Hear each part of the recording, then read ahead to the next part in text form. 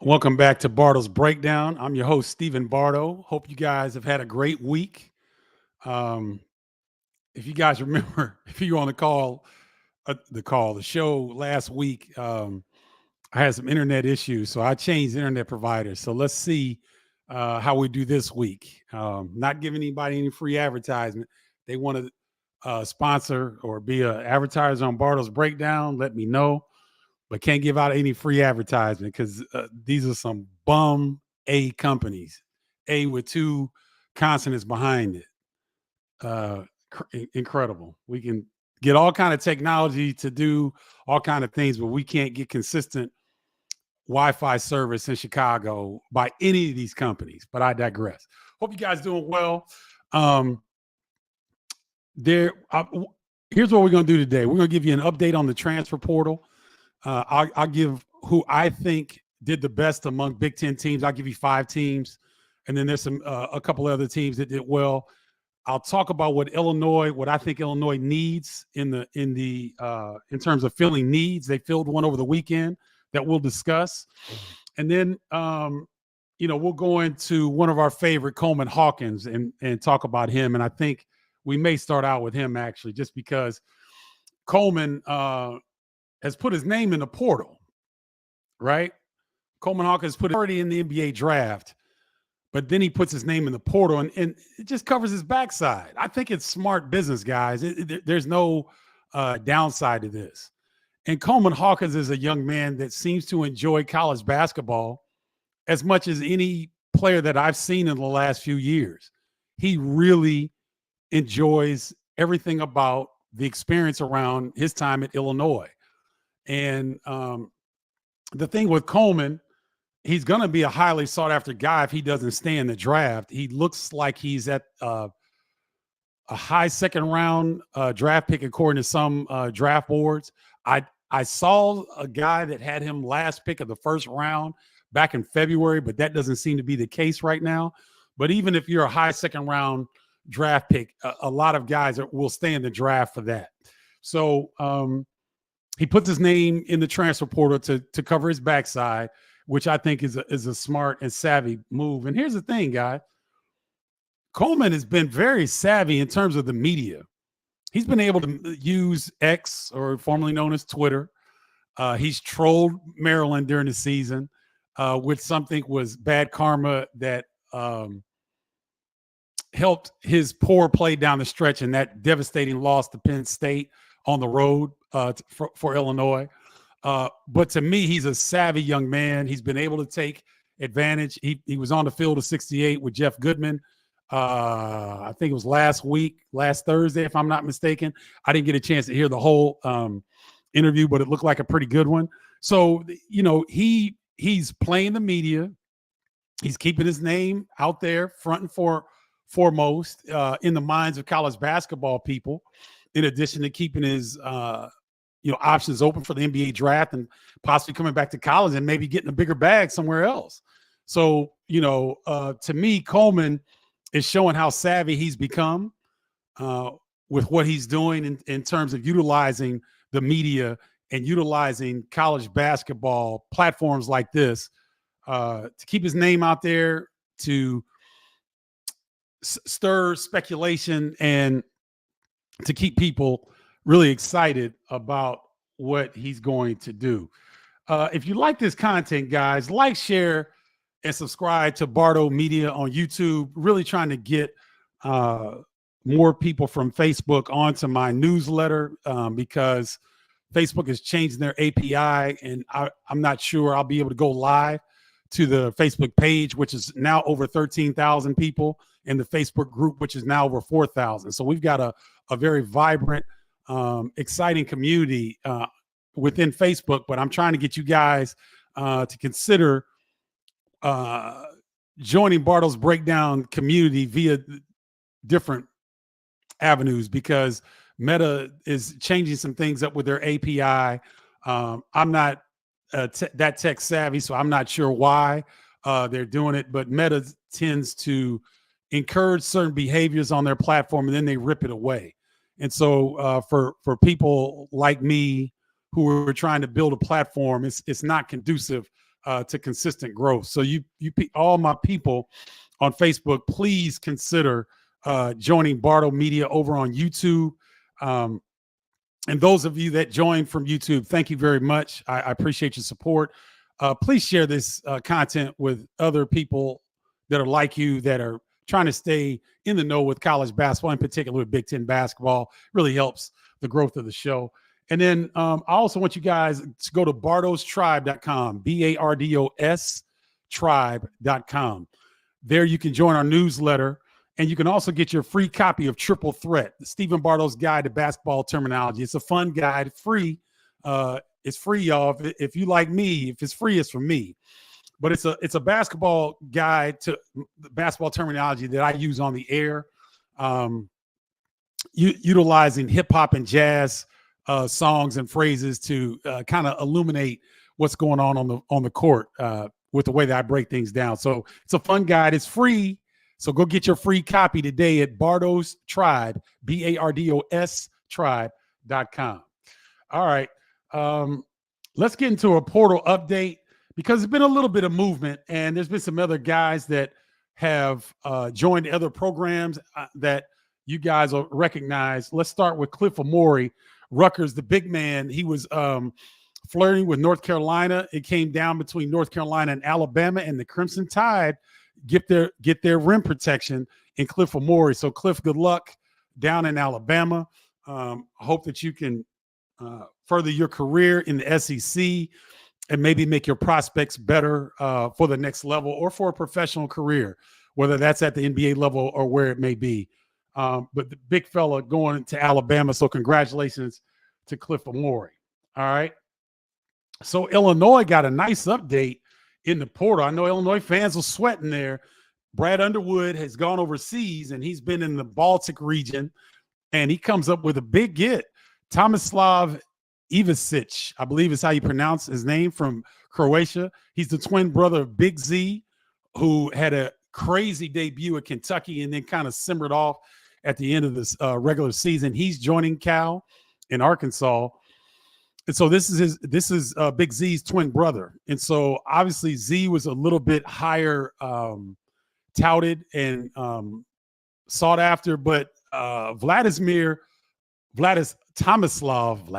boy, I'm getting my names mixed up. Tomislav is a very talented big, 7'1". I believe he's 250. I've seen reports where he's 230, 240. I think he's 7'1", 250. He's averaging 12 points a game and 7.5 rebounds a game, shooting 46% from the three. He's over 60% from the two, and he's an excellent free throw shooter. I believe it's 86% from the free throw line. He's putting up these numbers in 22 minutes per game for SC Derby Podgorica. I believe is how you pronounce that. So he's in an interesting league, guys, because that Adriatic Basketball Association is one of the better leagues in Europe. Why do I say that? Because he's playing against guys who you all may remember, Frank Kaminsky, Wisconsin, Yogi Ferrell from Indiana, Brandon Paul from Illinois. All three of those guys are some of the foreigners that are playing in that ABA. So that Adriatic League is a good one. Tomislav is playing against pros. He's playing against grown men. He will be 21 when he starts his college career at Illinois. So this is a guy that's got some experience under his belt, some professional experience. He's a typical big from overseas, from Europe. He can stretch the floor. He can shoot the three. You see his numbers. He's got post moves, guys. He's not explosive. He's not a guy that's going to drop step and dunk on anybody's head. Morez Johnson will be responsible in that category for the explosive rim runs and dunks for the Illini this upcoming season. But this is a young man that's got some post moves. He can score in the post. He can pass. He's, again, one of these prototype bigs from Europe that can pass, dribble, and shoot.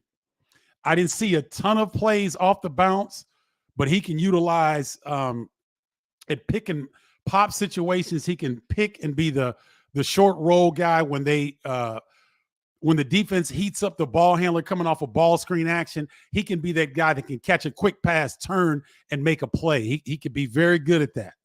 And I believe with Kylan Boswell at the point guard with Illinois, coming off some ball screen actions. If they heat him up pretty quickly, I believe Tomislav is a very good big that can handle the ball out of those 4-on-3 offensive situations. So he's a really good get for Illinois. He's not going to be a household name among many that follow college basketball, but in terms of a guy, I kept saying Ugana Onyenso from Kentucky was a guy that I thought Illinois would be after very vigorously because he's a rim runner from Kentucky. Obviously, he has a connection with Orlando Antigua, but Orlando Antigua got this one done as well. Tomislav, because Big Z from Kentucky, I believe, was recruited by Orlando Antigua. So Antigua is flexing his muscles already. So this is a really good get for Illinois. Okay. So let's keep an eye on this young man, because I think he's going to be a guy that's going to be kind of under the radar for a lot of college basketball fans, but I think he's going to have an immediate and a positive impact on what Illinois is trying to do. All right. So before this commitment, I thought there was another need for a dynamic wing scorer. And let's take a look at some of the other wing guys that are still available in the portal right now. Chaz Lanier has emerged as a dynamic wing scorer, 19 points per game. He had a huge jump from his junior season. He averaged 5 points a game, and he went to 19 points for the North Florida Osprey. So he might be the most sought-after wing guy right now in the portal, according to Bart Torvik on his site. So he's one that is definitely sought after. Trezarian White, 6'7", from UNC Wilmington, 19 points per game, all conference there in the CAA. Is a dynamic score from the wing, and at 6'7", really gives the Illini. If you add Trey White in there at 6'7", Jake Davis 6'5", 6'6", that's another dynamic wing. And I think he's a guy that can really slide from the 2 to the 3 and score the basketball with the best of them. You've got Jackson Robinson. Now, Jackson Robinson was the 6th man of the year in the Big 12 Conference from BYU. I had the pleasure of covering him in the NCAA tournament. He's a very athletic wing. He started his career at Alabama. He was in BYU in the Big 12 guys. He's Big 12 6th man of the year. So this young man can play, and he would fit right in with that dynamic wing scoring that Illinois is looking for. Arthur Kaluma, there's something going on with this young man, because if you guys remember, Arthur Kaluma was at Creighton, and he put his name in the NBA draft process, didn't get the information that he was looking for, came back, then put his name in the portal and ended up at Kansas State. And I believe he was honorable mention Big 12 at Kansas State. He's a double-digit scorer. He's a guy that can score the basketball, 6'7", wing. Is kind of a 3-4-ish guy, but can still get it done from the wing. He's a guy that not a lot of people are talking about. And he was, a year ago, he was really highly sought after. So I don't know if there's been something off the court. I don't know if he has injury situations, but he's a guy to me that I would be looking at. Another guy that Illinois fans may be familiar with, Jordan Latham, the talented wing scorer from Morehead State. You guys remember him, second-round opponent for Illinois, Morehead State. A lot of people looked at Riley Minix, who is giving Illinois the business, but so was Jordan Latham. He's a prototype old-school two-guard NBA prospect, 6'5", very athletic, long arms, loves to pull up from anywhere on the floor, and had an ultra green light at Morehead State. So he's a guy that I think the Illini should be looking at. They're very familiar with him, having played against him. And so he's a guy that I think would be someone to look at. Now, here's some other wings that would jump out at you, but I think for various reasons, Illinois may not be pursuing. One is Cam Christie from Minnesota. Now, he put his name in the NBA draft, but he also put his name in the portal to protect himself, similar to a situation with Coleman Hawkins. All they're doing is placing hedges against their bets, guys. And I think it's a smart move. Can he return to Minnesota? Absolutely. But can he make himself available to another team if he doesn't like the feedback that he's getting from the NBA? Absolutely.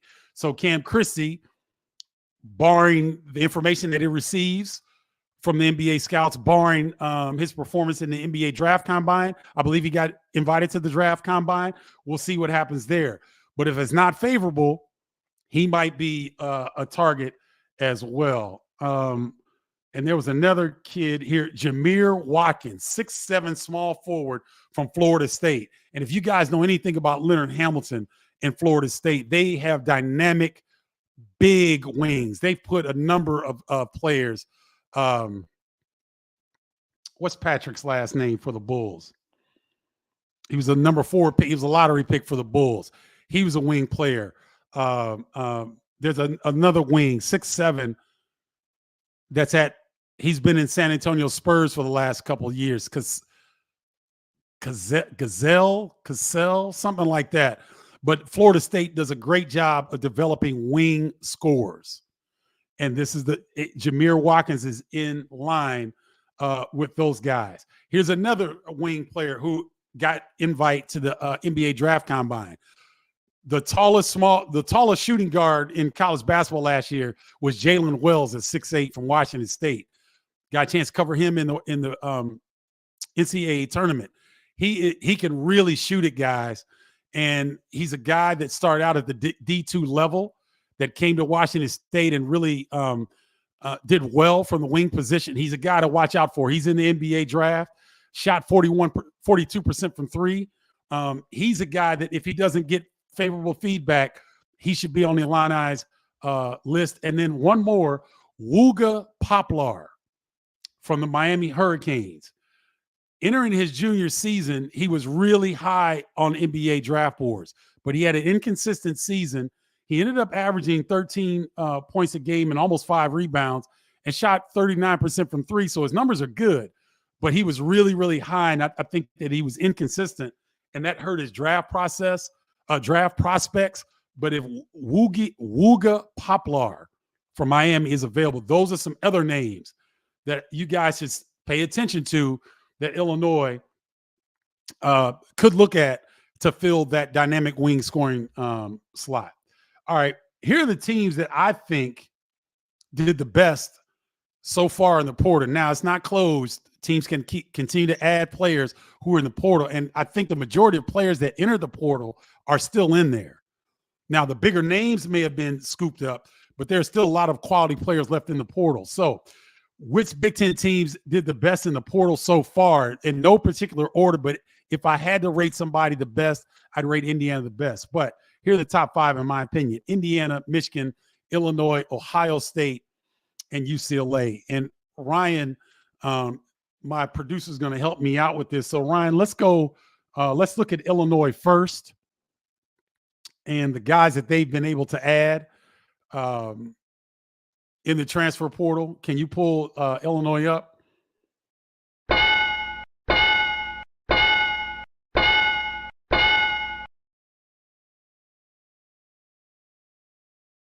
Oh, those are the 5 plus. Like I told you, we just went over Tomislav. Let me see where Tomislav Ivasic. So the Ben Humrikas, Humrickhouse coming in from Evansville, Kerry Booth coming in from Notre Dame, Kylan Boswell, Arizona, Trey White, Louisville, and Jake Davis Mercer, and throw in the mix from Croatia, Tomislav Ivasic from Serbia. So that's what Illinois added. All right, go ahead, Ryan. You pick, and I'll name the team that you're pulling up. Go ahead.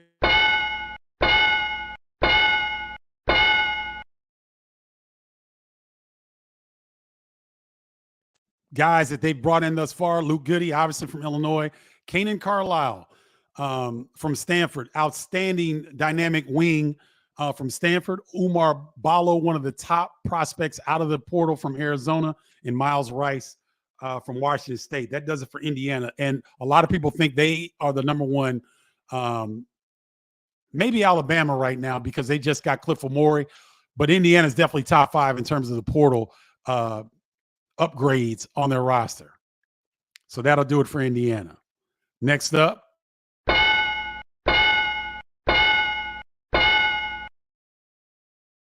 State, ladies and gentlemen, has been sneaky good in the portal. Jake Diebler and his staff have done a fantastic job. Sean Stewart coming in, Micah Parrish. This is a young man I think is going to have a big-time effect on the Big Ten. A 6'6" wing guard that is physical, but he's a really slithery athlete. I look forward to seeing what he's going to be able to bring. You got Aaron Bradshaw. You got Michi Johnson. And also who's not on this list is Roddy Gill Jr. No, I'm sorry. Roddy Gill Jr. left Ohio State. I'm getting my schools mixed up. So really good haul for Ohio State. All right, next up.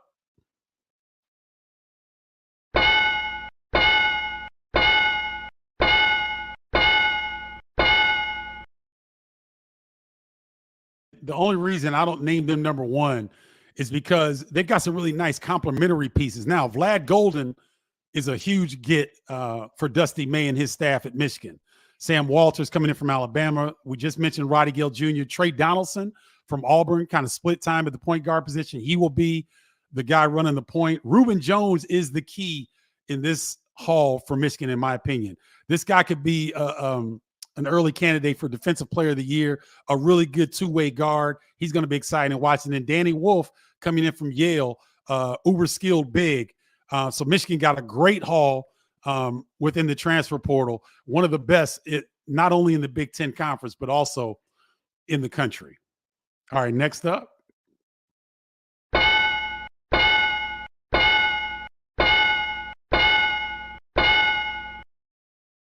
This is UCLA, guys, and UCLA, they brought in a lot of players, right? So you're looking at where's UCLA? Okay, here we go. Sky Clark, you guys remember, came in from Louisville. Kobe Johnson from USC, so he's just going across the street, basically. Eric Daly from Oklahoma State. Tyler Biladu from Oregon State, 6'9" big. William Kyle from South Dakota State is a jumping jack of an athlete. Not very skilled offensively, but boy, you talk about a rim runner. He will be the best dunker. Well, I won't say that because Ace Bailey at Rutgers may have a say in that. But this young man, William Kyle, will be one of the best dunkers in the Big Ten Conference. And then Dominic Harris from LMU. So in terms of flipping a roster, I think UCLA probably did that as well as Illinois or Michigan in terms of what they were able to accomplish. So those are the teams, in my opinion, guys, that have done a good job. And you know who else I want to give love to, though? There's some other teams that have done very well in the portal that I want to give some love to. USC went crazy. And the only reason I didn't put them in there is because they've got a lot of guys who are unknown. But the two knowns who are really good are Terrence Williams III from Michigan and Desmond Claude from Xavier. Desmond Claude could be a first-team all-big selection. He's a big physical wing guy that I thought Illinois would really pursue hard because he kind of fits. He's kind of a Terrence Shannon guy that is so physically gifted and strong. He can get downhill with the best of them and put pressure on the defense. So USC, Terrence Williams, Michigan, Desmond Claude, Xavier. St. Thomas is from Northern Colorado. Rashawn Agee, Bowling Green. Chibuzo Agbo from Boise State. Matt Noling, Yale. Bryce Pope, San Diego. Clark Slod Church from Penn. And Josh Cohen from UMass. And the only reason that they're not, really rated highly is because a lot of these guys are not known to high-level college basketball for me anyway. But I'm sure Coach Musselman knows a thing or two about who he's adding. So they got a nice haul in the transfer portal. Now, two players who are sneaky good that went to Penn State. Mike Rose and his staff got some sneaky good players in Eli Rice from Nebraska and Freddie Dillon. I think that's how you pronounce the name. Freddie Dillon from Tennessee. This kid from Tennessee is going to be a player in the Big Ten. He'll be one of the better wing players in the Big Ten. And Eli Rice is a very well-built lefty. You guys didn't see him a lot in Nebraska because he got hurt. He fell out of the rotation. But he can shoot the three. He goes hard down here. He's a straight line driver. He's not a real dynamic guy with the ball. He's just a catch and shoot guy, straight line driver, tough defender, and willing passer. He's a good pickup for Penn State. Also, Oregon got a really nice pickup in TJ Bamba from Villanova. He just committed to Oregon. That's a good pickup. But Nebraska has been sneaky good. Gavin Griffiths, who I was really disappointed at Rutgers. Young man has a great upside, 6'7", 6'8" wing. He goes to Nebraska. I think he'll do a lot better in Fred Hoiberg's system because of his athletic ability and his ability to score the basketball. You know how Hoiberg does with those guys. Connery Sejan in Nebraska, and then Braxton Mia from Washington. All really good gets, along with Andrew Morgan from North Dakota State, a very skilled big, similar to Rink Mask. So those got Rink Mast. So those teams, along with the teams that I mentioned, have done very well in the transfer portal. Okay? All right. Again, guys, let me go back. Please like, share, and subscribe to this channel, Bardo Media on YouTube. Really helps the growth. It's growing nicely. And you all that are supporting the show from YouTube, thank you very much. I appreciate your support. And don't forget to go to bardostribe.com and get your free copy of Triple Threat, Stephen Bardo's Guide to Basketball Terminology. You can't lose with it, guys. A free guide. You're going to laugh because you're going to get these phrases and catchphrases that I use when I describe college basketball. So go get your free copy right now. All right. Let me get to you guys' questions. Thanks for tuning in. Thanks for your patience. I appreciate it. Philip says, Big Tommy coming to Illinois. Okay, so we got to come up with a nickname. Or no, figure out what Brad Underwood's name is going to be for Tomislav. Because coaches always butcher players' names, and they give them names that they can remember. So what is Coach Underwood going to call Tomislav? What's going to be his nickname? What's up, Philip? I agree. Coleman should get drafted. I think that he's going to get favorable feedback from the NBA teams. I'm with you. They're going to get a steal. Okay, Curtis Dees, thank you for this information. He did listen to Coleman's interview on the field of 68. And if he does come back to college, doesn't sound like he's coming to Illinois. So Coleman is a businessman. He's going to get that bag. I don't know that Illinois has what they would need to secure Coleman Hawkins if he became available, but we'll see. Illinois has been very creative in acquiring talent, so we'll see. Yeah, Flying the Line I Fly, who does a great job of keeping up with all the news, because I see Fly Line I Fly on some of the other information spots that I go to. So good job keeping up with that, Flying Line I Fly. Igor Demon. I've seen his name.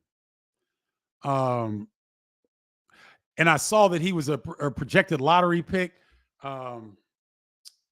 Igor Demon. Let me put his name in. And if I see, let me see. 6'8", kind of a do-it-all player. He's 18. Oh, wow. Let's see. Let me pull this up. Let me pull up his bio. 6'8". He was playing for Real Madrid. And he is a 13 points per game, 57% from two, 34% from three, about 78% free throw shooter. And he was getting about 23 minutes a game. So, guys, when you see these international prospects, they're not, a lot of them, especially the younger players, they're not going to play heavy minutes because they're playing behind veterans over there that get the majority of the minutes. So when you see some of these players and you hear their numbers, don't get misled and thinking, oh, they didn't score a lot. No, they are pretty efficient because they're scoring in the minutes that they get. So I just want to point that out. So thanks for bringing Igor to our attention, Fly Line I Fly. And thanks for tuning in. I appreciate your support. Good question, Doug Peterson. I'm not sure if he's going to be an effective rim protector. At 7'1", it'd be hard not to, don't you think? And I think that Brad Underwood and his staff would know enough to think that, okay, if this kid is a stiff at the rim, he may not be the choice because he's going to be asked to do a lot. Now, if the Illini, they've got 3 remaining scholarships, I believe. They may add somebody here late. You just never know. They might go get somebody that's strictly a rim protector. I'm not sure, Doug, but we'll see. Orlando Antigua kind of knows his big, so I kind of bet on him. Does Bama CD NIU? Thanks for tuning in.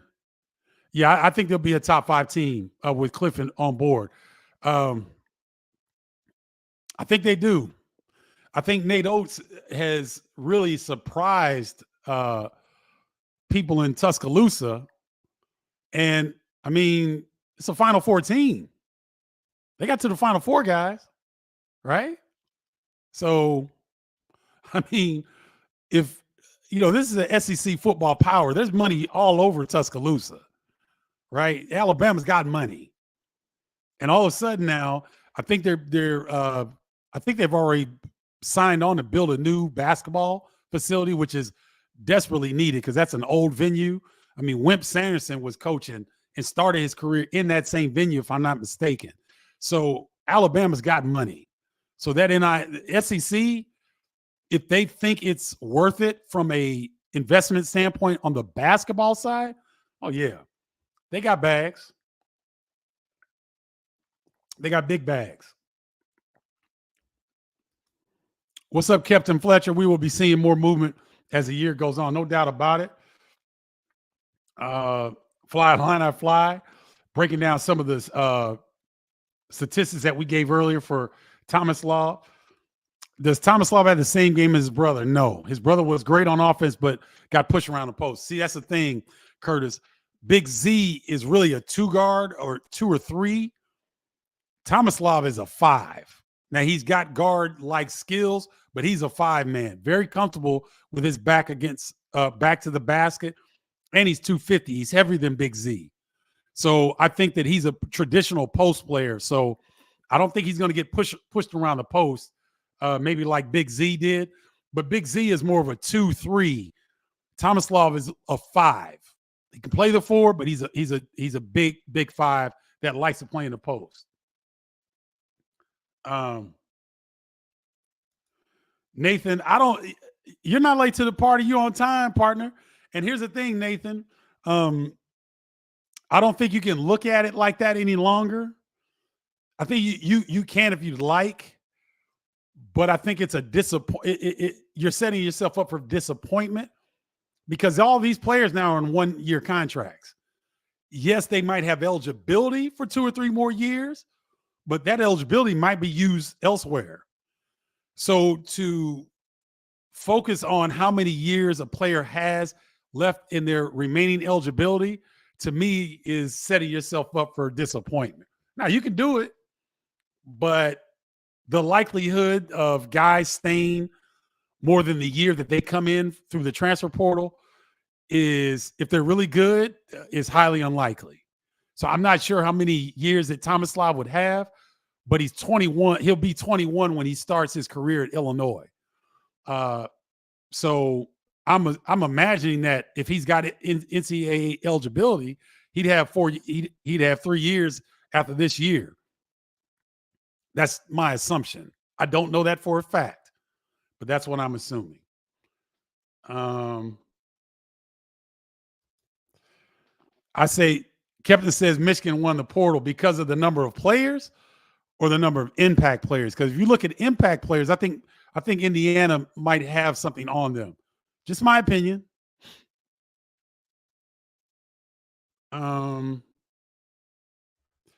Curtis, that's a good question. And here's the thing. maybe you can go to the Caribbean and get around that rule that used to be in place. Because I know teams have been going overseas more than every 4 years.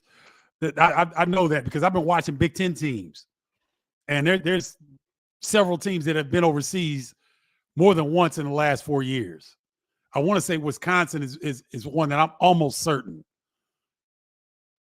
I'm thinking Wisconsin. I'm thinking Rutgers may be in the mix as well because they went to Senegal and Portugal last year. I'm almost certain they've been overseas another time since 4 years ago. So good question. But, anytime that you can have that opportunity, because it's just team chemistry, it's team bonding. You get a better sense of what you have as a team. You get a better sense of what you need to improve on. So I think it's a great tool. Philip, I kind of saw a blurb on this. What are your thoughts on Chris Ledlam and Jordan Dingle suing the NCAA for a COVID year, even though they attended Ivy League schools that elected not to play that year? Look, Chris Ledlam and Jordan Dingle understand that they're probably not going to make NBA money. So if they're highly sought after still in college and they can get a six-figure bag in college, why not do it? Because if they know that they're not going to be NBA players, they can get another year of six figures in college, and then they can go overseas and start their career or wherever they want to go. Why not try to get that opportunity if you can? Is how I see it. This is all financial, guys, all financial based. Okay, Illini coming up. Chaz really won him best scorer in the portal. I agree. White is down to 3 schools, and we aren't one of them. Right now, Flying Illini fly, right now. Robinson likely to go to Kentucky. Surprised there isn't more buzz about Kaluma. That's what I'm saying. I thought Kaluma would be one of the top wing players in the portal once he announced, but there must be something, Fly Illini fly, that's behind the scenes that I'm not aware of that might be hurting his prospects. But, yeah, I like him as well. Yeah, Dory, good to see you, Dory. And this is a surprise, ladies and gentlemen, because, guys, now the obvious guy that got into the portal, to the NBA draft combine was Bronny James. We know why he's there, right? So, kind of put him to the side. Jameer Young of Maryland was on the All-Portsmouth team. So NBA teams just think he must be too small. He can't play the point or something. But that was a snub to me that was even more egregious than Marcus Domask. I just don't know that they think Marcus Domask has the athleticism to play at the NBA level. I don't know that I agree with that. I think the kid has shown that he can play whatever level he's at. In high school at Wisconsin, I believe he was Mr. Basketball. Goes to SIU. He was one of the best players in Missouri Valley Conference. Comes to Illinois, and he's one of the best players in the Big Ten. So I don't root against guys. I root for guys like that. That every level that they've been in, they've been able to be one of the best players. I'm not saying that Marcus Domask will be one of the best players at the NBA level, but I think there's a spot for him, and I thought that he deserved an invite. And Boo Buie is an All-American, guys. Like one of the clutch point guards in the country. And do his athletic numbers jump off the page? No. But the dude can ball. He can play. So Marcus Domask, Boo Buie, Jameer Young getting snubbed for the NBA draft combine, kind of disappointing. I have to admit, Dory, that's a little bit disappointing for me. Curtis, how many transfers will start for Illinois? Okay, Colin Boswell is going to start at the point. I like Trey White's athletic ability. I like Ben Humreekhouse, his versatility at 6'9". I like Ty Rodgers to start. Because if you can put Ty Rodgers around shooters and you've got a guy like Tomislav, now you can't put a Zach Edey on Ty Rodgers any longer because Tomislav will kill you in the post. So I like Kylan Boswell, Kylan Boswell, Ty Rogers, Trey White, Tomislav Ivicic, and Ben Humrickhouse. I like those 5 to start. But you can start Marez Johnson. You can start Dragives Lawhorn. They can go a lot of different ways. Maybe Kerry Booth at the as a 6'10" maybe. We'll see. But I like that 5, Curtis, because Kylan Boswell experience. Started every game for Arizona. Ty Rogers, obviously, experience he's gotten with the Illini. Trey White, starter with Louisville, experience. Ben Humrickhouse, experience coming from NAIA, then Evansville, now Illinois, and then Tomislav will be 21. I like the experience of that 5 to start, Curtis. That's just me. So, who's Johnny? He said, of course, Indiana won the battle, and Purdue got no one. But, Johnny, do they need someone? Does Purdue need someone? Remember now, the last 2 years, they've only picked up one player in the portal each season, right?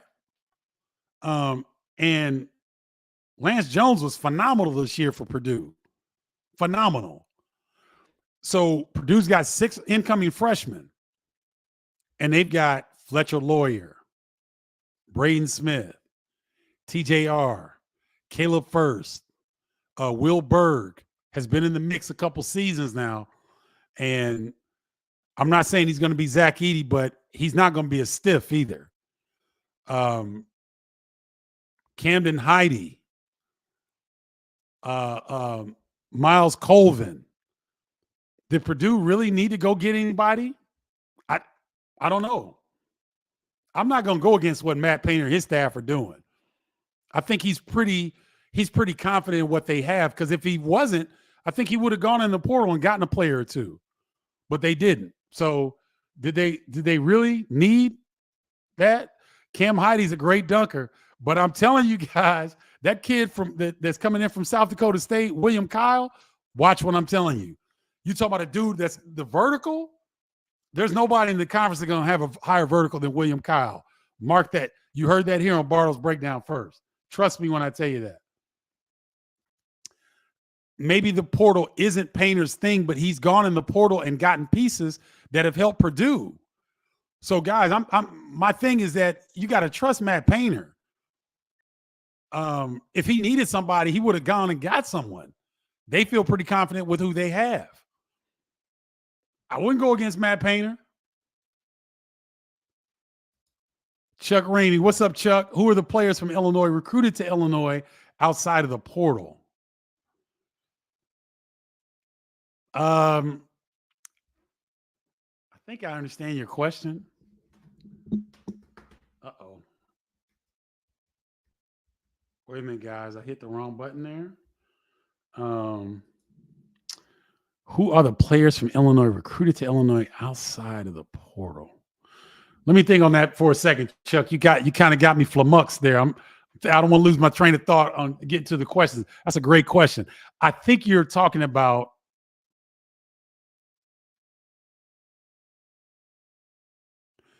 that's a hard one, guy. That's a hard one, Chuck. There's too many players coming out of the state of Illinois that are already in college basketball. I think that's what you're alluding to. Players that have Illinois roots that are playing college basketball elsewhere. Who's Illinois recruiting in that mix? Yeah, that one I don't know. I don't have that information. That's a great question.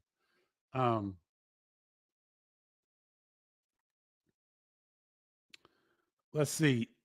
What's up, Thomas Demps? Good to see you, my man.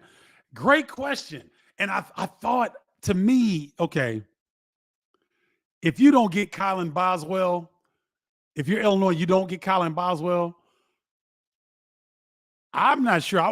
I may have gone and gotten AJ Hoggard. Now, I would have sat him down with a psychiatrist to see what it is that got him and Tom Izzo to just not ever be on the same page, because typically when you see players that play in Tom Izzo's system that long, even when they butt heads with Tom, and he encourages that, but even when they butt heads, at some point, it turns from, okay, Coach Izzo, that's my man, that's the coach. He's riding me because he wants me to be better. And it didn't ever seem to click with AJ Hoggard. So I don't know if it was just a thing between he and Tom Izzo. I don't know if it's something with AJ Hoggard, but he is certainly one of the best guards left in the portal, in my opinion. So Thomas, that's I don't have any word on that. I haven't heard any leading candidates for his services. It's kind of been eerily silent around AJ Hoggard. So maybe my opinion of him is greater than others. I don't know, but great question.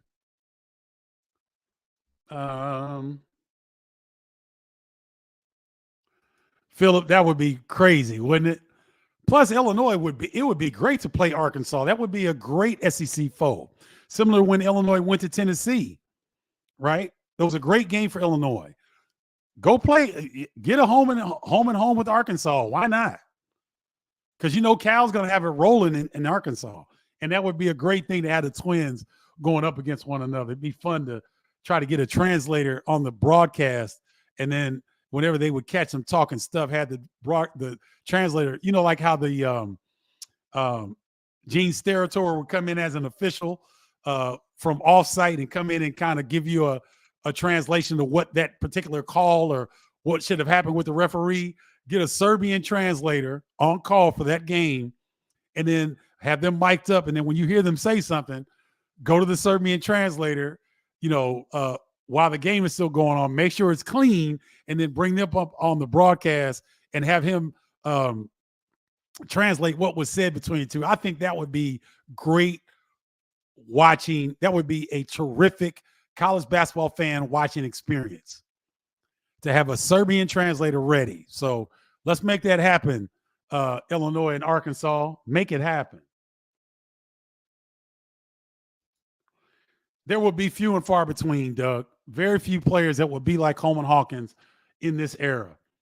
And I don't blame them. If you feel like you're not being compensated properly, or you feel like you need more playing time, then you need to look elsewhere. This is what it is now.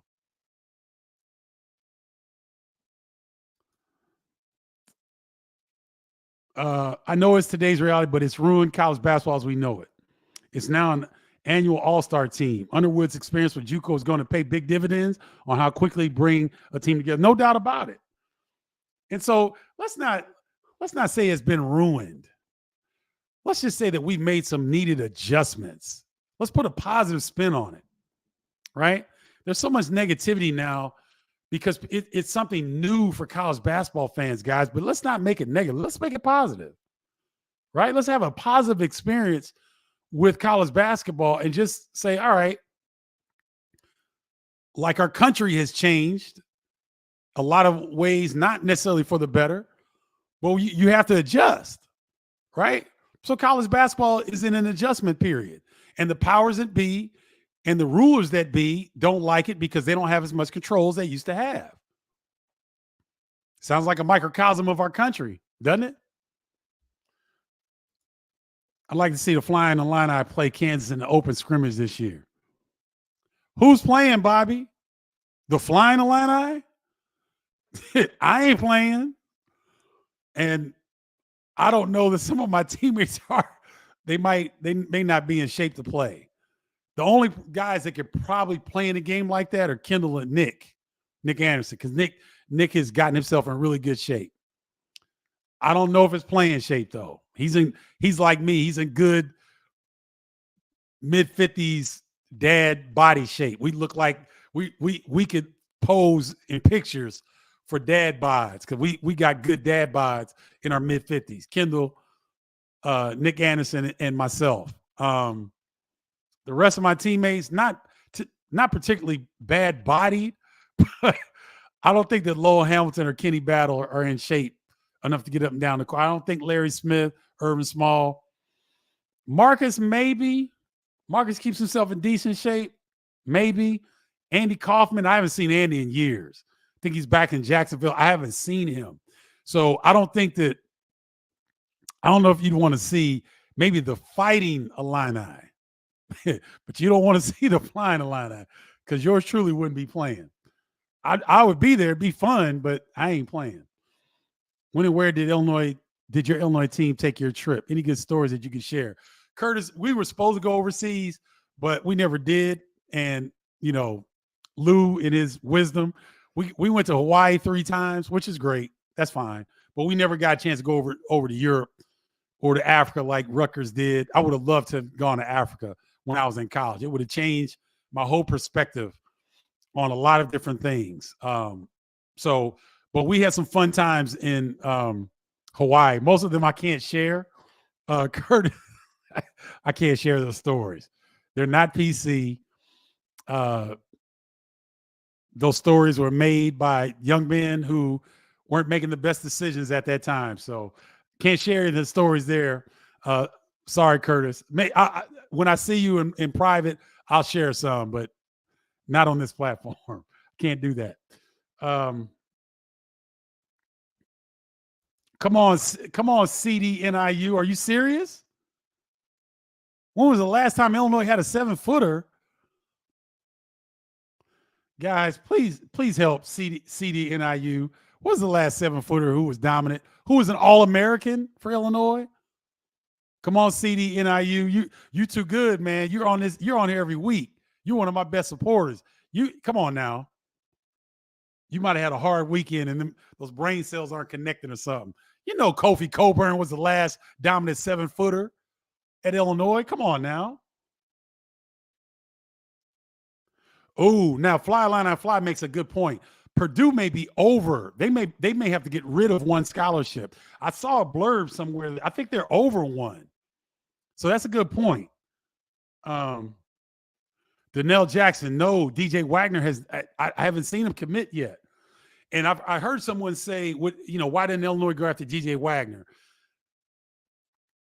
To me, if you're going to get a wing scorer, not saying that DJ Wagner can't score because he can score. I want a more prototype guy that he can catch and shoot the leather off the rock and put it on the deck and get to the rim and be creative. I want a wing that can really look for his shot first. Catch and shoot, let it go. Rip the cords. Catch, they come out on you, they close out on you, beat them off the bounce. Make something happen. If you're on the wing, get to the rim. DJ Wagner can do those things. He can catch, create, get to the rim. I'm not sure he's a very good catch and shoot guy. And the Illini need as many catch and shoot guys as they can put on their roster right now. So that's why I don't think DJ Wagner is a good candidate for Illinois to go after. And the fact that he is not committed yet is kind of surprising, Donnell. I was a little surprised by that. No, Black, I'm serious. I'm not saying anything that's bad with the kid. I'm just saying that we've heard so many things out of East Lansing that have not all been positive about this young man. When I'm not, and the media does what the media does, right? I don't think that we do the best job all the time, but every time the camera would cut to the bench with AJ Hogarth and Izzo, they weren't singing Kumbaya, Black. They were doing this. It was almost like everybody knew that, they just don't get along. So I'm like, look, find out what it was. Was it just an Izzo thing and that they just didn't get along? Did the kid get tired of hearing Izzo's voice? I don't know. Is there something there because if you're going to take a chance on a guy like this, if there is a problem with him, Black, he could ruin a locker room. He could kill a locker room. He's that strong of a personality. I don't think the guy's a bad dude. I talked to him a little bit. He's complimented me on my suits a couple times. So, he got in favor with me. But when I watch him on the floor and I watch the instant reaction from his teammates, it lets me know that they liked him a lot. His teammates really liked him. So if he's got something with the coach, but his teammates really like him, it might just be that dynamic between him and Tom Izzo. I don't know. But to have him see a psychiatrist, I'm dead serious. I would have him see a psychiatrist, because then you can get to the root cause of some of the situations that may have spurred the disagreements with Izzo.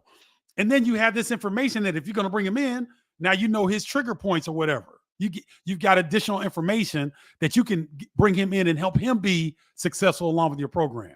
So I know you think that's silly, Black, but I was being dead serious. Did his stats go down year to year? Did his stats really go down year to year, guys? Check it out, 7. Was he better as a sophomore than he was this past season? I don't know. Now that's interesting. I wonder why Cal doesn't like home and home series. The people at Arkansas like home and home series because Bud Walton Arena is one of the best in the country, and they pack it. And that's gate revenue, that's apparel, that's concessions. So Cal might not like home and home, but I bet the Razorbacks do. We'll see. Oh, Justin, that is Tom. Oh, Tom.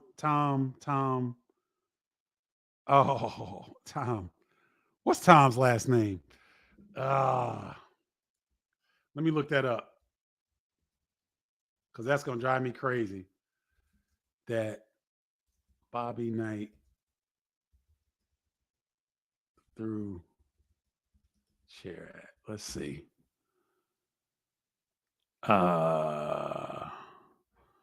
What was Tom's last name? Man, you got me tripping here. Hold on. Oh my goodness. Wait a minute. Phil Bova, who was officiating the game. It wasn't Phil Bova. It was the official that he threw the chair at. He threw the chair at one of the 3 officials who simultaneously tossed Knight for the chair went across the floor.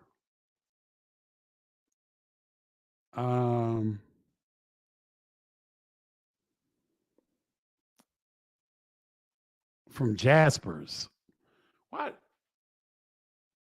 That's not a good. That article's kind of jumbled. Hold on, Justin. Let me see if I can. I guess it is Phil Bova, but I thought it was throwing back chair. This dude Phil Bova wrote a book about Knight throwing it. There's a picture of Bob Knight and him, and he's holding up his book. Check that out. I don't think it was Phil Bova that he threw it at, but Phil Bova took advantage of it. How interesting is that? What is the guy's name? That's not it either. Hold on, ladies and gentlemen. I'm trying to find the guy. So Bob Knight was yelling at Jaspers, and then they don't mention the other guys. Man, Justin, you got me, man. With a quick search, I'd have to do a lot more research on that. But obviously, Phil Bova was one of the officials that was there because he wrote a book about it. But great question.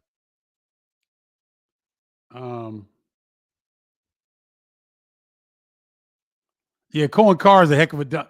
Ellen, you're right. I fell and hit my head earlier. The best dunker is Cohen Carr. You're right. The second best dunker will be William Kyle at UCLA. You're right, Ellen. I was. There's only iced tea in here. It might have been the way I forgot about Cohen. It might have been some vodka in that bad boy, but I assure you, it's not. But thank you for that.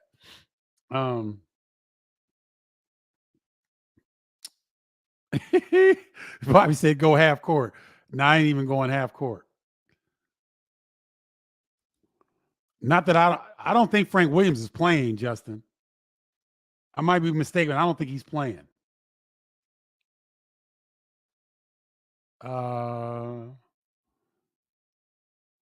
Oh, so Adam McHuff said it was Ted Valentine.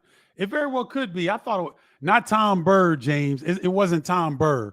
It was it's another black official, older guy, and you either loved him or hate him. He was in the Ed Hightower era. God, it's gonna drive me crazy. It was TV Ted. You're right. Thank you, thank you guys.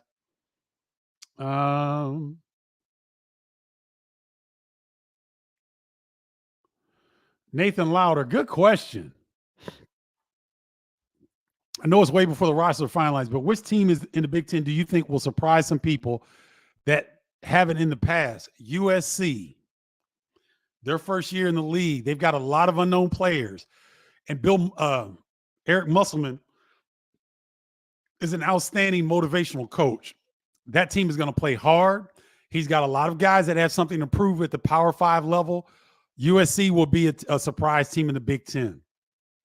Rutgers they're not going to be a surprise because they've got Dylan Harper, Ace Baldwin, two of the top players in the country coming in. They'll be one of the better teams in the Big Ten. Rutgers, Michigan. It's gonna be interesting to see if that crew can mix for Dusty May, because he's got he brought in a ton of Power 5 transfers. USC did it kind of quote unquote mid-major route. Michigan got Auburn, Trey Donaldson, Sam Walters, Alabama. Vlad Golden wasn't a Power 5, but FAU was a Final Four team last year. He's a quality big. Reuben Jones is North Texas, but he's a baller. Danny Wolf from Yale. We saw him in the NCAA tournament. I talked to a guy whose son plays in the Ivy League. He said Danny Wolf's got great footwork in the post as well as shooting a three. Michigan's going to be a team that can surprise people as well, along with Illinois. I think now that they've got Tomislav Ivicic in the fold, they've got their 7-footer. I think Illinois could be a surprise team as well. So, all right, guys. Looks like I got to all your questions. It looks like that's going to do it. Remember, please like, share, and subscribe to this channel, Bardo Media on YouTube. It really helps the growth, and I'm really going that direction, guys. Meta is doing some things. They're changing things up, make it a little bit tougher for creators like myself to go live. This is what I love to do, is go live and have this interaction with you guys. So please go, if you haven't already and you're on Facebook, go to Bardo Media on YouTube and subscribe to the channel and share to other people that are in Bardo's Breakdown page and Bardo's Breakdown group to join Bardo Media, because that's where I'm going to be transitioning a lot of that. And then also go to bardostribe.com, sign up for the newsletter, because there I've got direct contact and access to you guys, and I can give you some special things that I don't do in my lives. So please like, share, and subscribe to my channel, Bardo Media on YouTube, and go to bardostribe.com and get your free copy of Triple Threat. It's free, y'all, and I think you'll really enjoy it.